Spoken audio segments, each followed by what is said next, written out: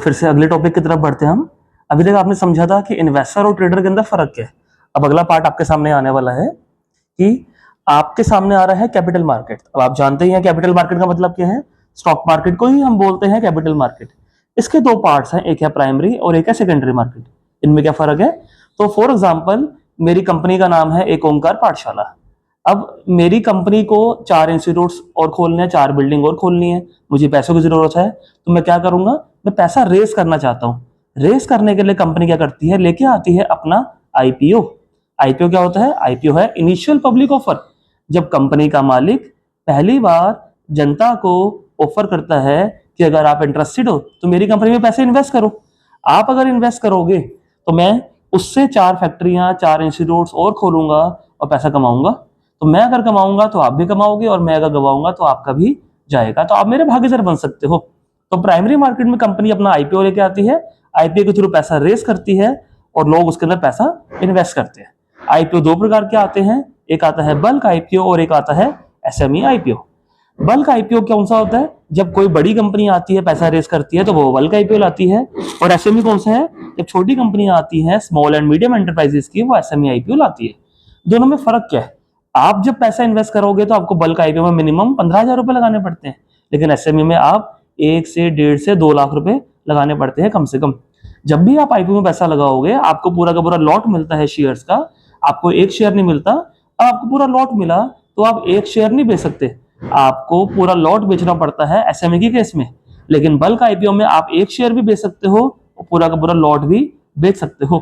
तो याद रखिए कि एसएमई में अगर पैसा लगाएंगे तो ज्यादा पैसा लगेंगे, एक बारी में एक शेयर बेच नहीं पाओगे, पूरा लॉट ही बेचना पड़ेगा।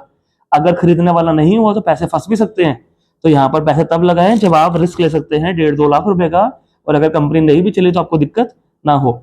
लेकिन बल्क आईपीओ में अगर आप 15,000 रुपए लगाएंगे तो अमाउंट भी छोटी है आपकी, और आप इसके अंदर एक शेयर भी बेच पाओगे और पूरा लॉट भी बेच सकते हो। लिक्विडिटी अच्छी खासी होती है। आपको पीछे दिखेगा एक बार था सेकेंडरी मार्केट। तो आईपीओ के थ्रू जब कंपनी पैसा रेस कर लेती है, उसके बाद कंपनी कहाँ आती है? वो आती है सेकेंडरी मार्केट में, जहां जाके उसकी कंपनी के शेयर्स के चार्ट्स आते हैं और वहां जाके आप ट्रेड और इन्वेस्ट दोनों कर सकते हैं उसके अंदर। तो आईपीओ में और कौन लगा रहा है? क्यूआईबीस लगा रहे हैं, एचएनआई लगा रहे हैं, एनएनआई और retailer. LIC and mutual funds are the examples of QIB. LIC और म्यूचुअल फंड भी पैसा यहीं लगाते हैं। तो आप एलआईसी को देंगे क्या? आगे एचएनआई, हाई नेटवर्थ इंडिविजुअल।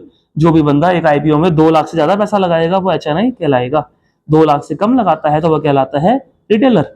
और एनएनआई, अगर एक कंपनी दूसरी कंपनी में हिस्सा खरीदती है तो वो एनआईआई कहलाती है। आगे समझते हैं। हमेशा याद रखिए, पैसे लगाने के लिए माइंडसेट क्लियर हो। आप ट्रेडर की तरह से लगाना चाहते हैं या इन्वेस्टर की तरह से? तो ट्रेडर का माइंडसेट क्या है कि मैंने पैसे लगाए और मुझे कल प्रॉफिट मिल जाए। तो आईपीओ में आप पैसे कैसे कमाएंगे कल? यह आपको बेनिफिट मिलता है लिस्टिंग गेन का। अब ये लिस्टिंग गेन क्या है कि आप कंपनी जब पैसा उठाने आ रही है, वो लेके आई 1 करोड़ शेयर। अब लोग अप्लाई कर रहे हैं 5 करोड़, तो सबको तो मिलेगा नहीं। तो फॉर एग्जाम्पल 1 करोड़ लोगों को 100 रुपए के रेट पर शेयर मिल गए। अब बाकी 4 करोड़ तो उदास है, वो कह रहे हैं हमें भी खरीदना है, तो ये कह रहे हैं हम बेच देते हैं। तो ये अपना शेयर 200 रुपए के रेट पर बेचने के लिए रेडी है, तो ये खरीदने के लिए रेडी है। तो क्या हुआ, जिनको मिला था उन्होंने अपना शेयर महंगे में बेच दिया। विद इन ए वीक उनको डबल का बेनिफिट मिल जाता है विदाउट एनी रिस्क। तो सिंपल सी बात क्या है, आईपीओ में पैसा लगाने का फायदा यह होता है कि बिना किसी रिस्क के आप अगर देखकर सोच समझ के पैसा लगाएं अच्छी कंपनी के अंदर, तो आपको अच्छा बेनिफिट मिल सकता है। ये मत समझिएगा कि बिल्कुल रिस्क नहीं होता। सर ने कहा कि डबल बेनिफिट मिलता तो डबल ही मिलेगा। कई बार कम बेनिफिट भी मिलता है, कई बार डबल मिलता है, कई बार डबल से ज्यादा भी मिलता है। आईपीओ के अंदर पैसा जब आप लगाते हैं तो एक लॉटरी है। लॉटरी जब आप लगाते हैं तो उसके अंदर हो सकता है आपका नाम निकल जाए, हो सकता है ना निकले।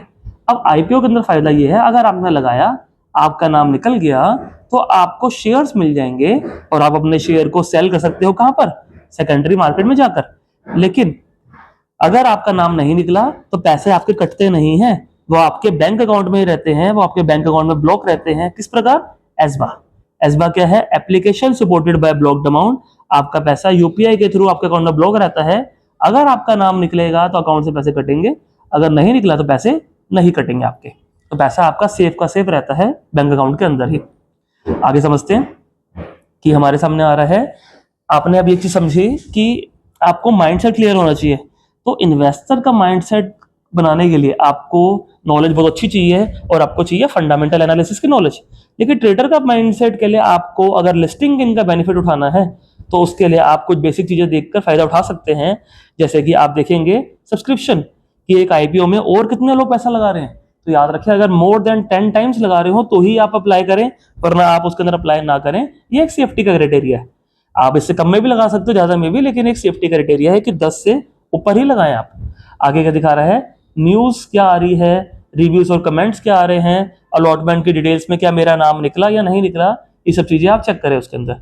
इशू डिटेल्स, आईपीओ कब आ रहा है, अभी हम देखते हैं एक वेबसाइट पे जाके जहां पर हमें आइडिया लगेगा, हम जाके चेक कर सकते हैं। तो आईपीओ दो प्रकार के हैं, मेन बोर्ड आईपीओ और एसएमई आईपीओ। मेन बोर्ड में लगाना पड़ता है 15,000 और एसएमई में लगाते हैं आप 1.5 से 2 लाख रुपए।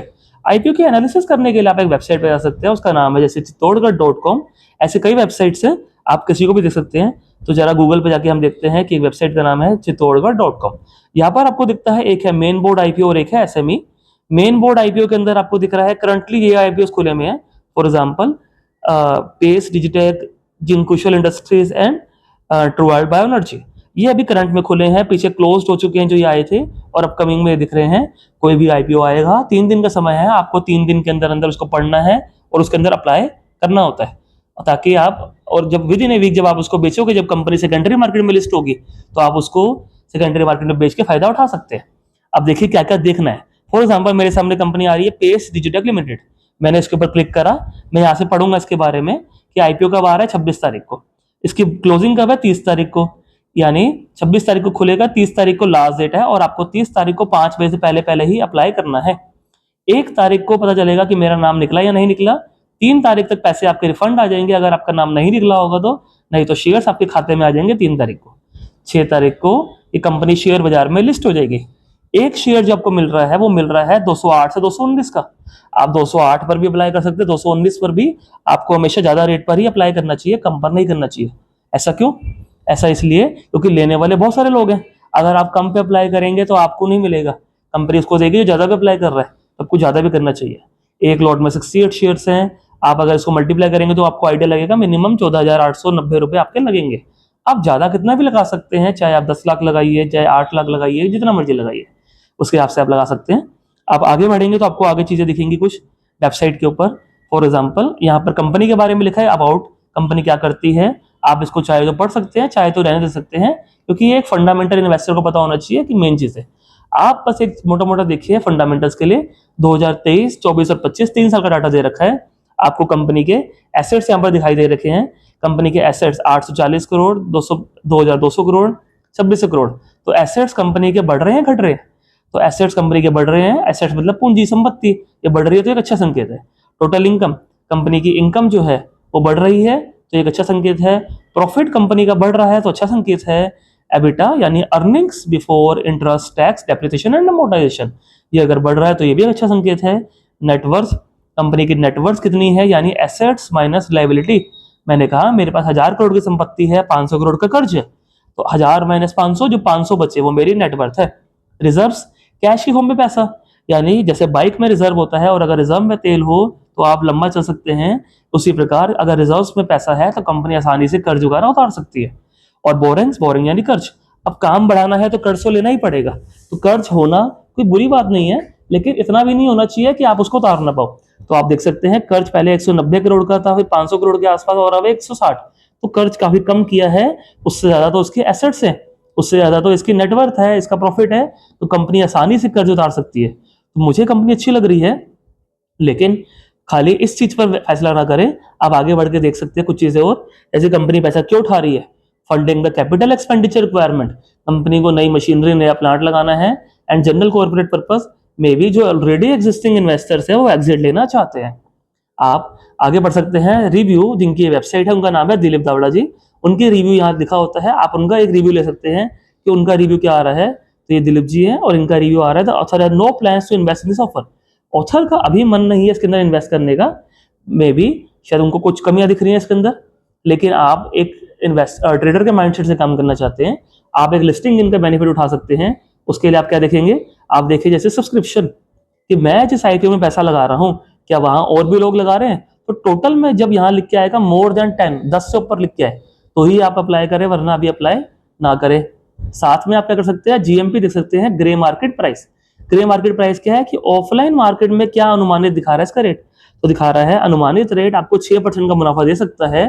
219 रुपए का आप लगा रहे हैं, आपको एस्टिमेटेड प्रॉफिट 15,000 लगाने पे 900 950 रुपए का हो रहा है, ज्यादा नहीं मिल रहा। कई आईपीओ में आपको डबल का भी मिलता है, कुछ 50-60% का भी मिल जाता है। तो आप देखकर लगाएं, अगर आपको लगता है ठीक है तो आप लगा सकते हैं, नहीं तो आपका पैसा तो वापस आ ही जाएगा, सेफ का सेफ है और आप ज्यादा भी लगा सकते हैं। तो इस प्रकार से आप आईपीओ के एनालिसिस कर सकते हैं एज ए ट्रेडर, कि आप एक लिस्टिंग गेन का बेनिफिट उठा सकते हैं आईपीओ के थ्रू। तो यहां तक आपने समझा कि आप आईपीओ के एनालिसिस कैसे करते हैं। आप भी और एनालिसिस करिएगा और कमेंट सेक्शन में बताइएगा कि आपको कौन सा आईपीओ अच्छा लग रहा है, या व्हाट्सएप करिएगा हमें, ताकि हम क्रॉस चेक करके आपको बता सके कि हाँ करना चाहिए या नहीं करना चाहिए। बाकी सेकेंडरी मार्केट पर अगले क्लास में पहुंचते हैं। धन्यवाद।